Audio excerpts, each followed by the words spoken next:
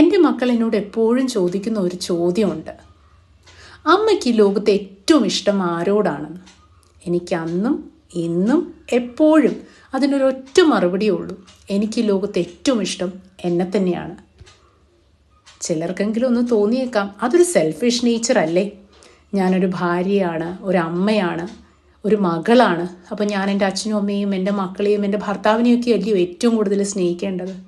അല്ല, ഞാൻ എന്നെ തന്നെയാണ് ഏറ്റവും കൂടുതൽ സ്നേഹിക്കേണ്ടത്. നിറമുള്ളൊരു കുടത്തിൽ നിന്നല്ലേ നമുക്ക് മറ്റൊരാൾക്ക് എന്തെങ്കിലും ഒന്ന് കൊടുക്കാൻ പറ്റൂ. അപ്പോൾ എൻ്റെ ഉള്ളിൽ എന്നോട് സ്നേഹമില്ലെങ്കിൽ ഞാൻ മറ്റുള്ളവരെ എങ്ങനെ സ്നേഹിക്കാനാണ്? കുറച്ച് വർഷം പുറകോട്ട് പോവുകയാണെങ്കിൽ, അതായത് എൻ്റെ ആദ്യത്തെ പ്രസവം കഴിഞ്ഞ സമയത്ത് ഒരു പുതിയതായിട്ടൊരു അമ്മയാകുമ്പോൾ ഉണ്ടാകുന്ന എല്ലാ ഒരു ആകാംക്ഷ എനിക്കുണ്ടായിരുന്നു. കൂട്ടത്തിൽ എൻ്റെ മോൻ പ്രീടേം ബേബിയും കൂടാണ്. അപ്പോൾ കുറേയൊക്കെ കൂടുതൽ ഒത്തിരി കെയർ കൊടുത്ത് അവനെ വളർത്തിയത്. അപ്പോൾ അന്ന് കുഞ്ഞായിരുന്നപ്പോൾ ഞാൻ അധികം ബുദ്ധിമുട്ടുകളൊന്നും അറിഞ്ഞിരുന്നില്ല. അവന് 3 മാസമായപ്പോൾ മുതൽ ജോലിക്ക് പോയി തുടങ്ങി. എൻ്റെ അച്ഛനും അമ്മയും അവനെ നന്നായിട്ട് നോക്കുന്നുണ്ടായിരുന്നു. എൻ്റെ അനിയത്തി ഉണ്ടായിരുന്നു ആ സമയത്ത് അവനെ നോക്കാനൊക്കെ. അപ്പോൾ ഇവൻ ഇച്ചിരിയൊക്കെ ഒന്ന് വലുതായി കഴിഞ്ഞപ്പോൾ, അതായത് നമ്മുടെ കഴിക്കുന്ന ഭക്ഷണമൊക്കെ കഴിക്കാൻ തുടങ്ങി. ഇവനൊരു ഫസി ഈറ്ററാണ്. അവനങ്ങനെ പെട്ടെന്ന് കഴിക്കില്ല. ഇവനിങ്ങനെ വായിൽ വെച്ചിരിക്കും കേട്ടോ. അപ്പോൾ ഈ ഹസ്ബൻഡ് നാട്ടിലേക്ക് വരുന്ന സമയത്ത് പുള്ളിക്കാരൻ കാണുന്നൊരു കാഴ്ചയുണ്ട്. എവിടെയെങ്കിലും ഞാൻ പോയിട്ട് വന്നിട്ട് ഞാൻ കുഞ്ഞിന് ആദ്യം ഭക്ഷണം കൊടുക്കും.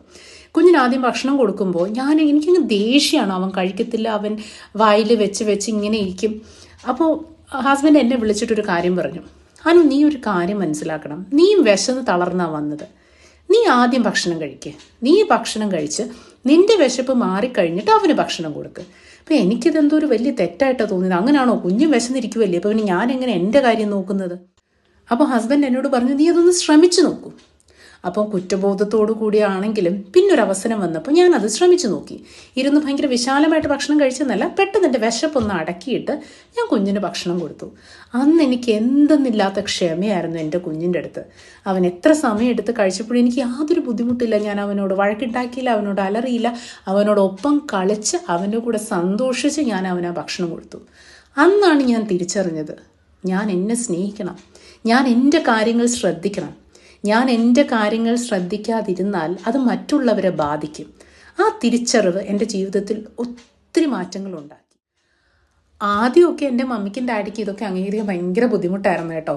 പക്ഷെ പിന്നെ അവർക്ക് മനസ്സിലായി, അനു ഇങ്ങനെ ആയാലേ പറ്റുള്ളൂ. കാരണം എനിക്കറിയാം, ഞാൻ എൻ്റെ മക്കളെ പഠിപ്പിച്ചു കൊടുക്കേണ്ട ഒരു കാര്യമാണ് അവനവനെ സ്നേഹിക്കാൻ. അവനവനെ സ്നേഹിക്കുമ്പോൾ നമുക്ക് മറ്റൊരാളെ സ്നേഹിക്കാൻ ഇഷ്ടം പോലെ പറ്റും. നമ്മൾ സ്ത്രീകൾക്ക് എപ്പോഴും ബുദ്ധിമുട്ടുള്ളൊരു കാര്യമാണ് നമുക്ക് വേണ്ടി കുറച്ച് സമയം കണ്ടെത്തുക എന്നുള്ളത്. ഒരു ബുക്ക് വായിക്കാനോ, അല്ലെങ്കിൽ നമുക്ക് ഇഷ്ടമുള്ളൊരു സിനിമയ്ക്ക് കാണുമോ, നമ്മുടെ ഫ്രണ്ട്സിനോടൊപ്പം ഒന്ന് കറങ്ങാൻ പോകാനോ, ഇതൊക്കെ ചെയ്തു കഴിഞ്ഞാൽ നമുക്ക് എന്തൊക്കെയോ അങ്ങ് നഷ്ടമാകുന്ന പോലെയാണല്ലേ? എന്തൊക്കെയോ നമ്മളങ്ങ് തെറ്റ് ചെയ്യുന്ന പോലെയാണ്. അതിൻ്റെ ഒന്നും ഒരു ആവശ്യവുമില്ല. എത്ര പ്രായമായവരായാലും നമുക്ക് വേണ്ടി കുറച്ച് സമയം നമ്മൾ കണ്ടെത്തണം. അതിലൊരു തെറ്റുമില്ല. നമ്മൾ അങ്ങനെ ചെയ്യുമ്പോൾ, നമ്മളെ സ്നേഹിക്കുമ്പോൾ ചുറ്റുമുള്ളവരിലേക്ക് ആ സ്നേഹം താനെ പോകും. ഞാൻ പറയുന്നത് ശരിയല്ലേ? ഒന്ന് ആലോചിച്ച് നോക്കിക്കേ.